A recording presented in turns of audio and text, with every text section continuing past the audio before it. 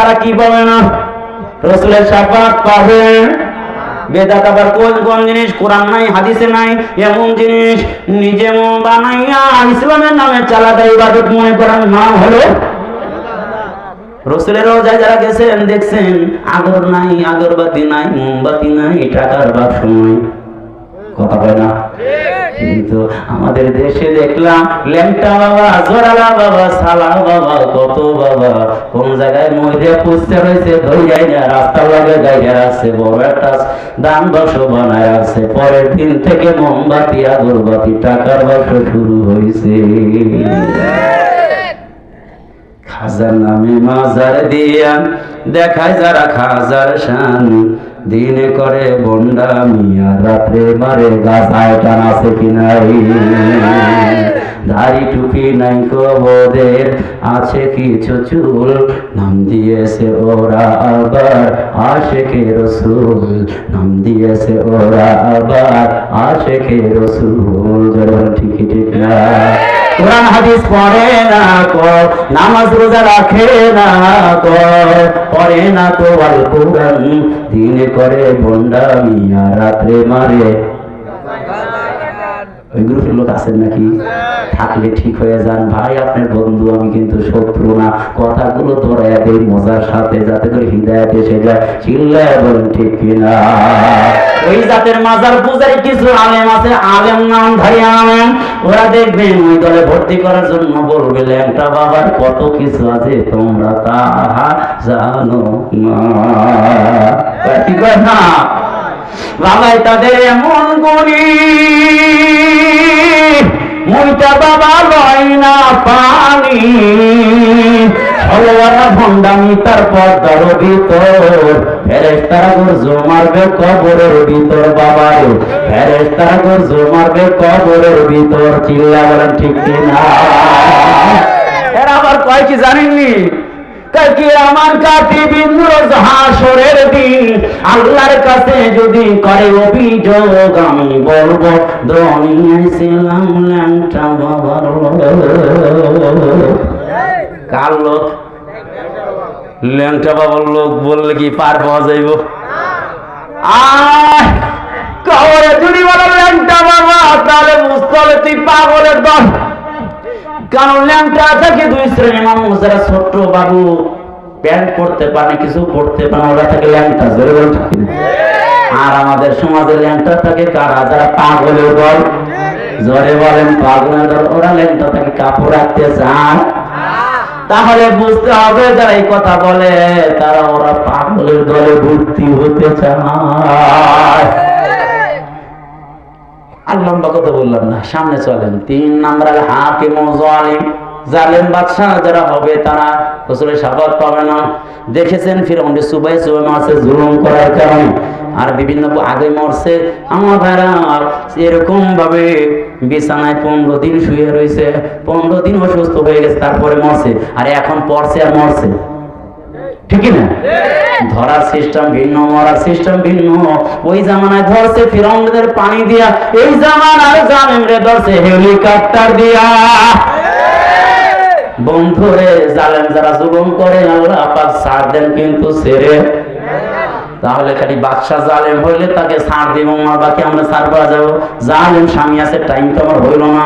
ও বন্ধু 3 ঘন্টা 2.5 ঘন্টা টাইম হইলে তাহলে বুঝাই দিতাম জালেম স্বামী কারা, জালেম বিবি কারা, জালেম শাশুড়ি কারা, জালেম পুত্রবধূ কারা, জালেম শ্বশুর কারা।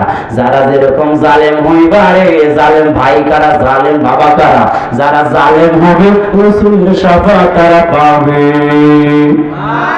বুঝেননি? 4 নম্বরে গান, ওই অপরের রঞ্জিত গাড়ি অপরাধ করবে একজন, তার দায়ভার করবে আর একজন। আছে না? হামলা করে একজন, মামলায় পড়ে আরেকজন। আছে কি না? অপরাধ কইরা আর একজনের মামলায় ফেলাইবা, কিয়ামতের ময়দানে তুমি শাফাত পাইবা। জোরে বলেন শাফাত পাইবে না। 4-5 নম্বর হলো মায়ুকাদ্দিবু বিশাফা, এই যারা রাসূলের শাফাতকে বিশ্বাস করবে না তারা রাসূলের শাফাত পাবে না। ও বন্ধু, এত কিছু জানলাম শুনলাম কার কাছ থেকে? রাসূলের কাছ থেকে। রাসূল হইল আমাদের নবী, আর নবী যদি শাফাত না করে তাহলে তো উপায় নাই। এই জন্য রাসূলের আদর্শ মানার দরকার আছে না নাই? জোরে বলেন। ও বন্ধু, রাসূলের আদর্শ যদি মানতে চাও কেন মানবা না? এই জন্য মানবা, নিতা হলে গুণ লাগে 4টা। নবীর মতো নিতা নাই, নবীর মতো যোগ্যতা কার নাই, নবীর মতো সুন্দর কেউ নাই। আল্লাহ তার সৃষ্টি জীবের মধ্যে সকল মানুষের মধ্যে সবচাইতে সুন্দর মানুষ করে বানাইছেন কারে? মুহাম্মাদুর রাসূলের মতো সুন্দর কোন মানুষ বানান নাই। 2 নম্বর, রাসূলের মতো কোন জ্ঞানী মানুষ আল্লাহর পরে বানান নাই। 3 নম্বর, রাসূলের মতো কি নাই, বড় ধনী নাই। আল্লাহ বলেন, ও মুহাম্মদ বলেন, যদি উহুদ পাহাড় যদি স্বর্ণ বানা দিতে বলেন, স্বর্ণ বানাবে আপনার পিছে পিছে ঘুরবে। আল্লাহ রাসূল বলেন, না না না, এখন তো খেয়ে থাকবো, আমি শুকরিয়া আদায় করবো। আর এখন তো যখন না খেয়ে থাকবো, যখন খেতে পাবো না তখন আমি ধৈর্য ধারণ করবো। আমার ভাই, রাসূলের মতো ধনী নাই, রাসূলের মতো জ্ঞানী নাই, রাসূলের মতো শিক্ষিত নাই, রাসূলের মতো সুন্দর নাই। যে ব্যক্তি সবচেয়ে টল ফিগারের অনেক উঁচু লম্বা সুন্দর, আবার টাকাও সে খাওয়ায়, এলাকার লোকে খাওয়ায়, জ্ঞানও ভালো আছে, আবার সবচেয়ে শিক্ষিত, আবার নেতৃত্ব দেওয়ার যোগ্যতা আছে, তাই মানবো কি মানবো না? আল্লাহ রাসূলের মতো সুন্দর মানুষ আল্লাহর জমিনে আর দিতে নাই। আল্লাহ রাসূলের মতো ধনী আর দানবীর, আল্লাহ রাসূল বলেন আল্লাহর পরে সবচেয়ে বেশি দানবীর হইল রাসূল সাল্লাল্লাহু আলাইহি ওয়াসাল্লাম। আরে রাসূলের মতো বড় শিক্ষিত নাই, সবচাইতে বড় শিক্ষিত কে? আল্লাহর পরে সবচাইতে রাসূল হলো বড় শিক্ষিত, বুঝেননি? আর রাসূল হলো সবচাইতে বড় লিডার। এই জন্য যদি কাউকে নেতা মানতে চাও তাহলে রাসূলকে ছাড়া নেতা মানলে তার সঙ্গে হাসর তোমার হবে। এখন বলো তুমি কারে তুমি নেতা মানতে চাও? আল্লাহ। আমার ভাইয়েরা, একটা ওয়াজ করে 2 মিনিটের মধ্যে আমার ভাই একটা ঘটনা বলে আমি আখির মোনাজাত দিয়ে দেব। রাসূল যে কত সুন্দর ছিল রে, এটা সারা রাত ওয়াজ করে আমি শেষ করতে পারবো না। 4টা পয়েন্টে 4 দিন লাগবে, শুধু একটা পয়েন্ট 2 মিনিটের মধ্যে বুঝিয়ে দেওয়ার চেষ্টা করব। আয়েশা সিদ্দিকা ডেকে বলে, পৃথিবীর মানুষ শুনে রাখো, মিশরের মহিলারা হযরত ইউসুফ পয়গম্বরে দেখা জুলাইখা পাগল হয়ে গেছে। এই জন্য ইয়ারে জুলাইখার বান্ধবীরা কি করেছে? অপবাদ দিছে, বুঝেন না? জুলাইখার অপবাদ দিছে। জুলাইখা হয় তাহলে দেখো ইউসুফ পয়গম্বর কত যে সুন্দর, নিজেকে কত কন্ট্রোল করতে পারে। তাহলে দাওয়াত দিছে, বান্ধবীগুলো দাওয়াত দিয়ে সিবায় বসাইয়া একটা চাকরি একটা আপেল দিছে, আর ইউসুফ পয়গম্বরকে রেডি করে রাখছে, ইউসুফরে রেডি করে রাখছে। ইউসুফরে ডাক দিছে, সামনে আসতেছে, আর বলে জুলাইখা বলে, বান্ধবীরা তোমরা ফলটা কাটো। এবার ফল তো কাটতেছে, আঙ্গুলগুলো কেটে যাচ্ছে। ইউসুফের দিকে তাকায় আছে, অন্য দিকে তাকায় না। মাহাদা ইল্লা বাশারুন কারীম ইল্লা মালাকুন কারীম। এ তো কোনো মানুষ না, এ তো দেখি ফেরেশতা, এর মতো সুন্দর আর কেউ নাই। এত সুন্দর, এত সুন্দর। আমার ভাইরা, আয়েশা বলে, এই যে বান্ধবীগুলো হারের ইউসুফ পয়গম্বরের সৌন্দর্য দেখে হাত কাটছে, ওই বান্ধবীগুলো যদি আমার নবীর সামনে বসাইয়া দেয়া, আমার নবীর যদি 1 মিনিটের জন্য সামনে দেওয়া হতো আর বলা হয়তো আপেল কাটো, তাহলে আপেলের জায়গায় আঙ্গুল তো দূরের কথা, ওদের কলিজা পর্যন্ত কেটে যাইত। ওরা নজর 1 মুহূর্তের জন্য নবীর থেকে সরাইতো না। হযরত আয়েশা দেখে বলেন, আনা শামসুন ওয়ালিল্লাহ ফাকে শামসু ওয়া শামসি ইয়াফজারু শামসিস সামাই। আল্লাহু আকবার। ফাইন্না শামসা তাতলু বাদাল ফাজরি ওয়া শামসি তাতলাউ বাদাল ইশাই। আসমানের জন্য একটা সূর্য আছে, আর আমার জন্য আল্লাহ পাক পাঁচটা সূর্য দান করেছেন। আসমানের সূর্য উদিত হয় ফজরের পর, আর আমাকে যে আল্লাহ পাক একটা সূর্য দিয়েছেন ওটা উদিত হয় ইশারের পরে।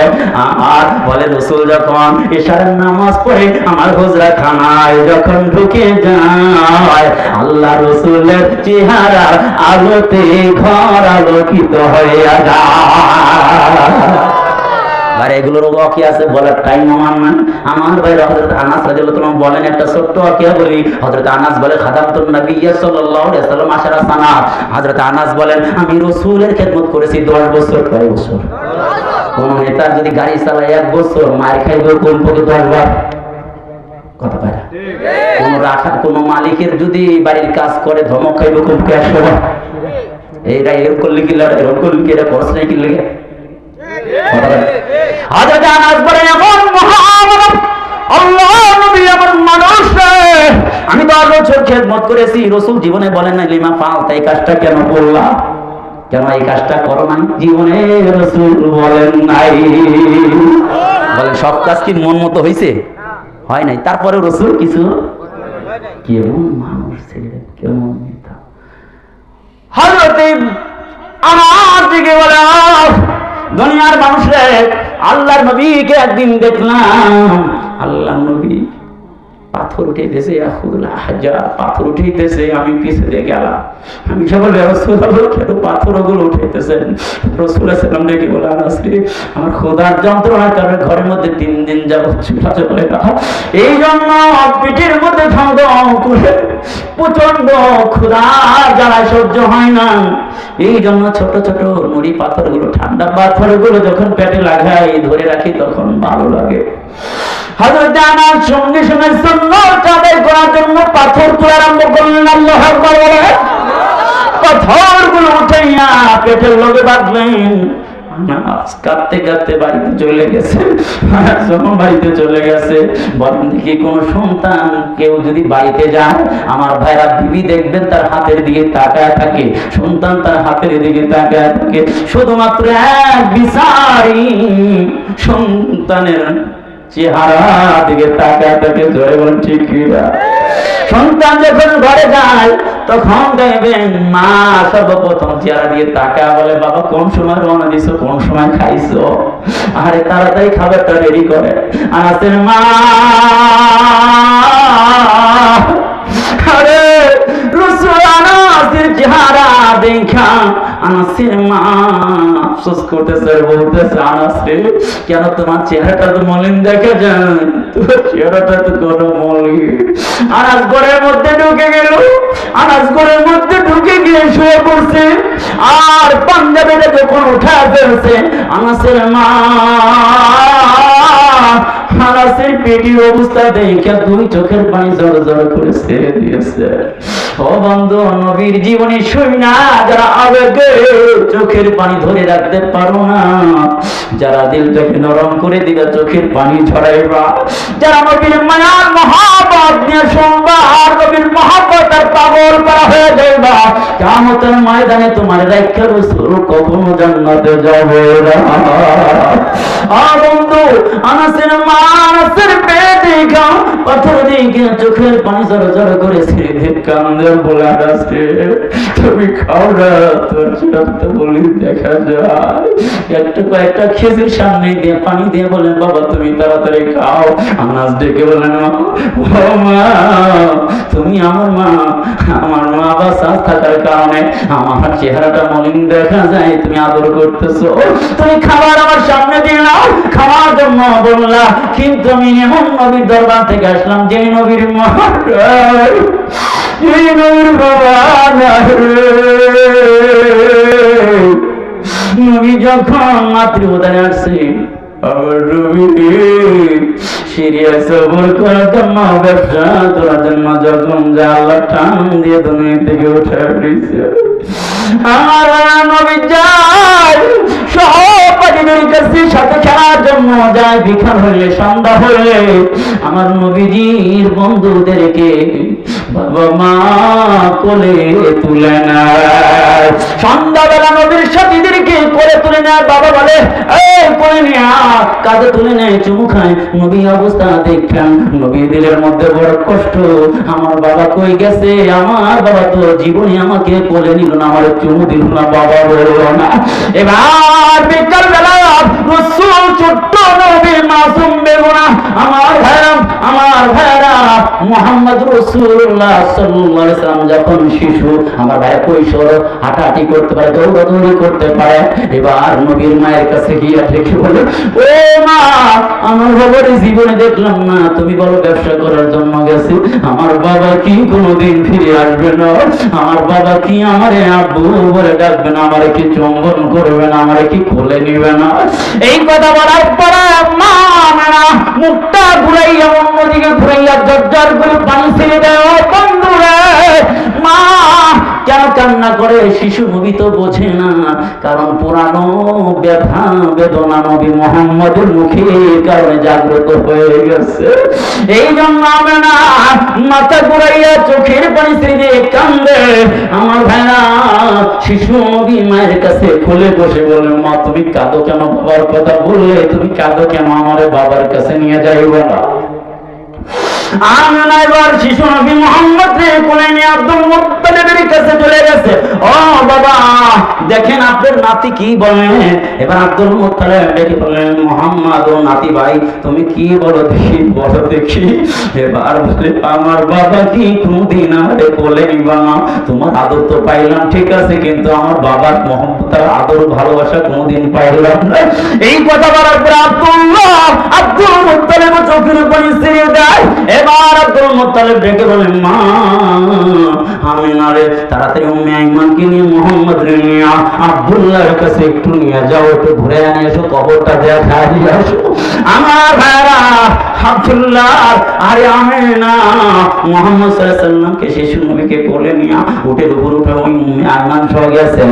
এবার আমার ভাইরা যখন ওই সিরিয়া চলে গেছেন, আব্দুল্লাহর কবরের কাছে নামে দেয়া বলেন, মুহাম্মদ ডেকে বলে, ও বাবা, এই যে কবরের মধ্যে তোমার বাবা ঘুমায়। শিশু নবী কিছু তো বোঝে না।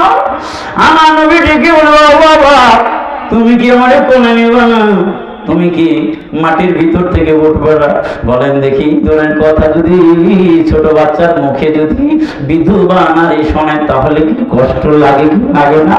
শিশু নবীকে যখন ঘুরে নিয়ে আসলেন, আবওয়া নামক জায়গায় যখন আসলেন, আমার নবীর মা যারা ক্লান্ত হইয়া আমার ভাই বোনের দিকে বিদায় হয়ে গেল। আমার নবীজি আরে আমিনার বুকের উপরে বসা, কোলের মধ্যে বসা। আমার নবীর মা দুনিয়া থেকে চলে গেছে, নবী কিছু বুঝতে পারে না। আমার ভাইরা মোর কথা বলতেছিলাম, আনাজ ডেকে বলে, মা তুমি তো আমার মা, আমার তুমি আদর করো। আমার নবী, আমার নবীর মায়ের আদর পায় নাই, বাবার আদর পায় নাই। ওই নবীর পেটে খাবার নাই, ওই নবীর পেটে খাবার নাই, কে তারে আদর করবে, কে মহব্বত করবে? এবার আনাসের মা ডেকে বলে, তাড়াতাড়ি খেজুর গুলো খাও, গিয়ে মোহাম্মদকে দাওয়াত দিয়ে আসো। আর মনে মনে ভাবলো, আর মোহাম্মদকে তো আমি জীবনে দেখিনি, আমি শুনেছি মোহাম্মদ সবচাইতে সুন্দর, আজকে দেখবো। এই জন্য আনাস তুমি রাত্রে বলবা, রাত্রে যেন আসে, দিনে যেন না আসে। আনাস দৌড় নবীজির দরবারে চলে গেছে। এদিক দিয়ে আল্লাহ তাআলা মেসেজ পাঠিয়ে দিছে, এই নবী আনাসের মা কিন্তু আপনার দাওয়াত দিবে, রাত্রি সারা জানবেন না। আমার ভাইরা বন্ধু, নবীর দরবারে গিয়া রাসূলকে দাওয়াত দিলেন। রাসূল লেগে বললেন, আনসরে আমি তোমাদের বাড়িতে রাত্রি সারা যাব না। সুবহানাল্লাহ। রাসূল যখন দাওয়াতে চলে আসেন রাত্রিতে, আসার পরে আনাসের মা ডেকে বলে, ইয়া আনাস তাল হিনা, এই আনাস একটু দাঁড়া দেখি, আয় আয় আয়। এবার আনাসের কাঁধের উপরে আনাসের মায়ের থুতনিটা রাখা একবার নজর উম্মু আনাস ইলা রাসূলুল্লাহ সাল্লাল্লাহু আলাইহি ওয়াসাল্লাম মাররাতান ইলা কামারি মাররাতান। হযরতে আনাসের মা একবার রাসূলের দিকে তাকায়, একবার চাঁদের দিকে তাকায়, চোখের পানি জর্জর জারাফাত আইনা, তার চোখের পানিগুলো জর করে পড়তেছে।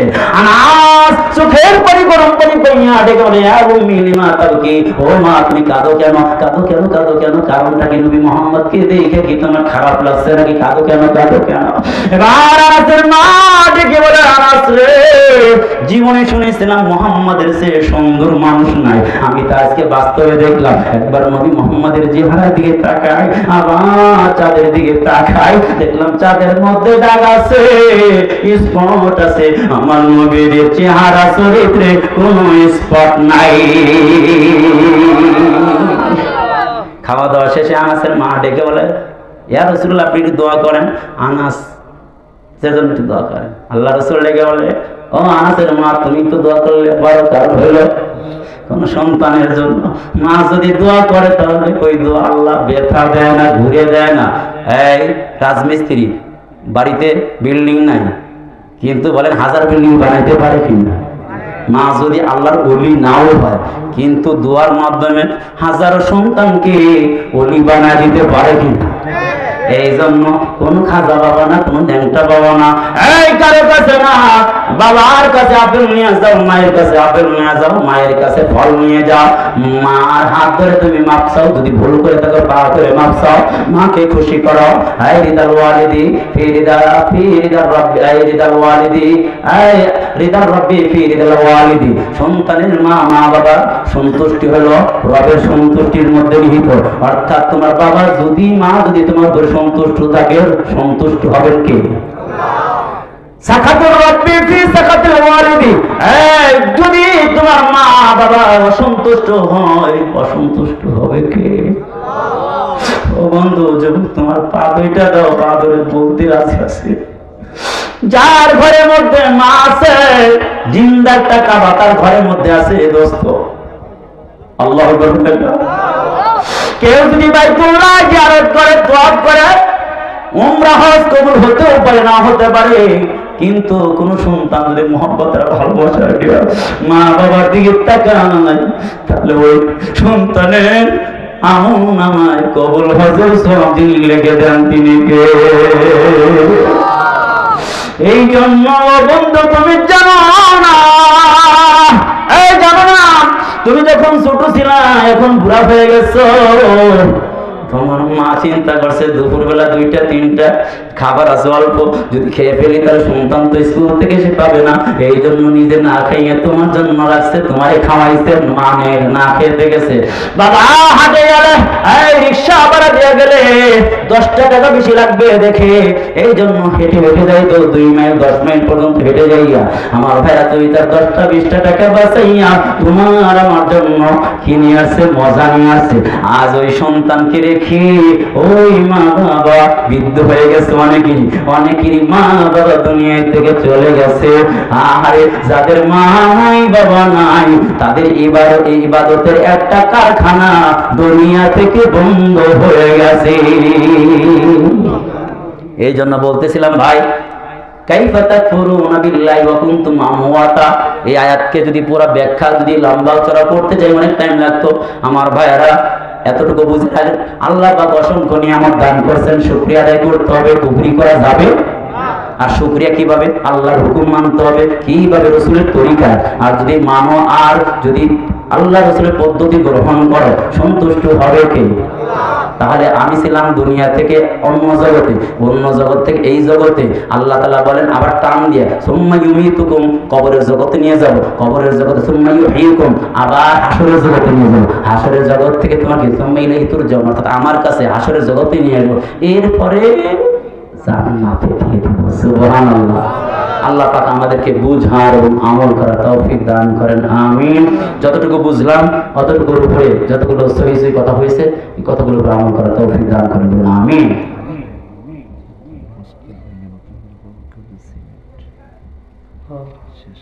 হায় হায় রে, এত রাত্রে সিমেন্ট দিলে আবার জরুরি মারে, এবারে সিমেন্ট মিট দিবেন নাকি? কিছু করে না। এই বাবা নাই, মা নাই, কার হাতে দেখি, কার হাতে হাত পেলে দেখি একটু, হাত তোলে না, তার মানে সব আরে বিয়ে দিলে দেন, না দিলে না দেন, আমি যাবো চলে, হাত তোলে না দেখছেন, এগুলোর মা নাই বাবা নাই, ঠিক না? আর দাদার দাদি নাই, কার কার দেখি, এবার হাত তুলে দেখি, দাদা দাদি না, আমি হাত ধরে দেখি।